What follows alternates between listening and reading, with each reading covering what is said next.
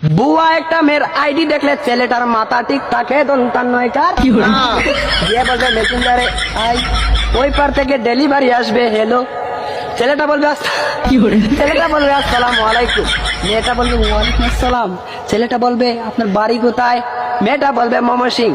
মেয়েটা বলবে ছেলেকে আপনার বাড়ি কোথায় বলে আমার বাড়ি তো সিলেট ও আপনি কিসে পড়েন মেয়েটাকে বলবে মেয়েটা বলবে আমি তো এবার ইন্টার পরীক্ষা দিব ও ভালো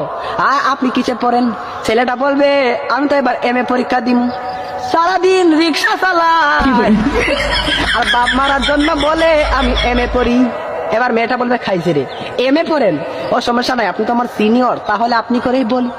এবার ছেলেটা বলবে না সমস্যা নাই তুমি করে বলো যেহেতু আমরা পাক্কা দিন হয়ে গেছে ফ্রেন্ড তো এখন কদিন যাওয়ার পরে মেয়েটাকে গিয়ে বলবে এখন তো আর ট্যাক্সে মাথা ভালো লাগে না